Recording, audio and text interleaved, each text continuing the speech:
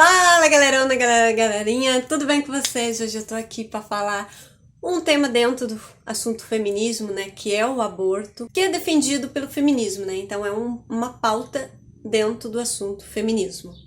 Antes de continuar, eu gostaria de te pedir para você comentar, curtir, compartilhar e se inscrever aqui no canal, tá bom? Isso me ajuda muito. Bem, a questão que eu queria levantar com vocês é a questão de aborto em casos de violência sexual. Muitas pessoas entram em conflito em relação a isso. E agora? O que fazer? Só que nós precisamos levar algumas coisas em consideração. A primeira coisa que a gente deve levar em consideração é o bebê de uma mulher que fez sexo, não se cuidou e engravidou, não é diferente do bebê da mulher que foi violentada sexualmente. Não tem diferença entre os dois bebês se você colocar no raio-x, se você colocar perante um ou outro. Eles é o mesmo bebê. Então não faz sentido você ir pela parte de, esse aqui merece morrer, mas esse aqui não merece morrer. Não tem diferença. São duas crianças inocentes, não tem culpa de nada. São duas crianças que já têm um chamado por Deus, um propósito de vida, porque Deus, ele não faz nada em vão. Nada do que Deus faz é em vão. Então, se Deus não faz nada por acaso, como nós poderíamos tratar a vida, relativizar a vida, como se ela não houvesse importância, como se ela não tivesse valor, como se fosse um nada. Para Deus, a criança, ela não nasce em vão. Ela já nasce com um propósito muito bem estabelecido, um chamado, sabe? Deus tem um chamado e um propósito para cada um de nós, mas para as crianças que estão para nascer também. Não interessa a circunstância que gerou esta criança, se foi caso de uma violência ou não. Ela continua tendo valor essa vida, ela continua sendo importante para Deus. Precisamos entender que nós servimos ao Deus da verdade, ao Deus da vida. Então, Deus é a favor da vida, a favor da verdade. E a verdade é essa, a vida, ela tem valor. A vida, ela é importante. A vida, ela não é relativa. Não é. Ela é importante. Sabe, você dizer que uma criança merece morrer do que a outra é você fazer acepção. Só que Deus não é aceptivo. Deus não olhou para você e disse, você vou deixar não ser salvo. Vou deixar você padecer, você ser condenado e vou salvar esse grupo aqui, mas não você. Deus não fez isso. Deus mandou seu filho para morrer por todo mundo. Todo mundo que se arrepender e aceitar Jesus como único Senhor e Salvador da sua vida tem a salvação. Então Deus não mandou a salvação para um grupo seleto de pessoas. Assim nós não devemos ser também aceptivos, sabe? Jesus escolheu os mais improváveis da sociedade. Jesus, ele pegou crianças e disse, olha, se vocês for como elas, vocês entram no reino. Mas se vocês não forem como essas crianças, vocês nem vão entrar no reino. Quem dirá ser o mais importante? Porque os discípulos queriam saber quem era o mais importante. Né? Os discípulos estavam com o olhar terreno e Cristo elevou o olhar para o alto. E nós devemos ter um olhar para o alto. Segunda coisa que nós devemos ter em mente também é que o aborto, ele não é uma solução. Veja como é problemático, é traumatizante, é mais sofrimento ainda a escolha do aborto. Por quê? Porque, primeiro, a vítima, que é a mulher, ela vai continuar na dor. Por quê? Porque o aborto não vai curar ela. O aborto não vai curar o emocional dela, o psicológico dela. Pelo contrário, vai afundar ainda. Há inúmeras comprovações científicas, há inúmeros estudos de psicologia, de neurociência, escancaram os resultados. Todo aborto ilegal ou de forma legal pode sim ocasionar, tanto na morte dela, como perfuração do útero, como uma hemorragia interna levando à morte. Pode também causar uma depressão mais profunda, crise de pânico, síndrome de Down.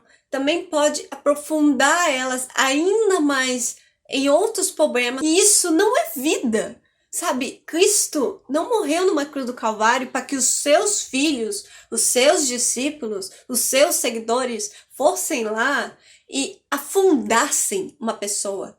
Pegassem essa pessoa e tornassem ela com mais sofrimento, mais dor. Não foi isso. Jesus nos levou para levar luz, para sermos luz no mundo, para trazermos a verdade que liberta, que cura, que transforma vidas, que restaura histórias destruídas. Se uma mulher foi destruída por uma violência sexual e que ocasionou numa gestação, a última coisa que ela precisa é de dor e sofrimento, porque ela já está sofrendo. O que esta mulher precisa é de Cristo na vida dela.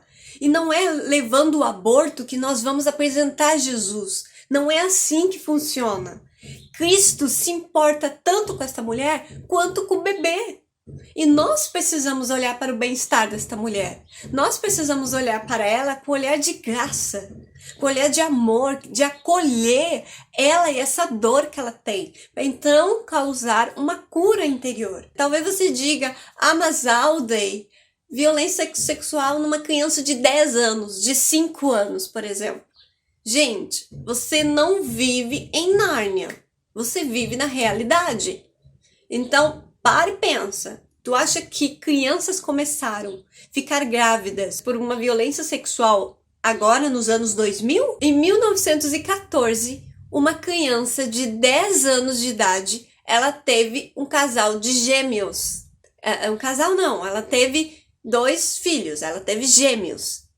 E ela tinha 10 anos de idade. O pai, o padrasto que havia estrupado ela em 1914. A maldade, ela vem por conta do pecado, por conta do caído homem. Nós somos seres corrompidos pelo pecado. Apenas Cristo pode nos salvar. Apenas Cristo pode nos direcionar um caminho que vá nos libertar, que vá nos salvar de toda dor, de todo sofrimento, de todo trauma, de toda destruição nas nossas vidas e nas nossas almas. A cura para essas mulheres é Cristo. Não é o feminismo. O feminismo, pelo contrário, quanto mais uma mulher sofre, melhor.